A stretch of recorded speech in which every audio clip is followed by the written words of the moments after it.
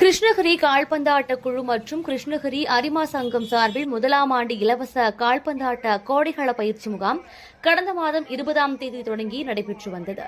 கிருஷ்ணகிரி அரசு ஆண்கள் மேல்நிலைப் பள்ளி விளையாட்டு அரங்கில் நடந்த இலவச பயிற்சி முகாமில் 6 வயது முதல் 17 வயது வரை உள்ள 255 மாணவ மாணவிகள் கலந்து கொண்டனர்.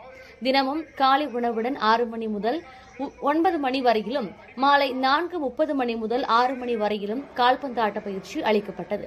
இந்நிலையில் கிருஷ்ணகிரி அரசு பெண்கள் மேல்நிலைப் பள்ளியில் கால்பந்தாட்ட பயிற்சி நிறைவு விழா நடைபெற்றது. இந்த விழாவிற்காக கால்பந்தாட்ட குழு தலைவர் வழக்கறிஞர் மதியழகன் தலைமை வகித்தார்.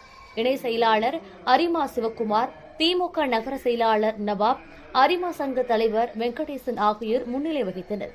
கால்பந்தாட்ட பயிற்சி பெற்ற மாணவ மாணவிகளுக்கு கிருஷ்ணகிரி திமுக கிழக்கு மாவட்ட செயலாளரும் சட்டமன்ற உறுப்பினருமான மதியழகன் சிறப்பு அழைப்பாளராக கலந்து கொண்டு பயிற்சி முடித்த 255 மாணவ மாணவிகளுக்கு சான்றிதழ்கள் வழங்கி படிப்பில் மட்டும் கவனம் செலுத்தாமல் விளையாட்டிலும் கவனம் செலுத்த வேண்டும், குறிப்பாக கல்வியோடு விளையாடும் கூட இருந்தால் உயர்ந்த இடத்திற்கு செல்ல முடியும் என்பதால் அனைவரும் கல்வி மற்றும் விளையாட்டிலும் தனி கவனம் செலுத்த வேண்டும் என கேட்டுக் கொண்டார்.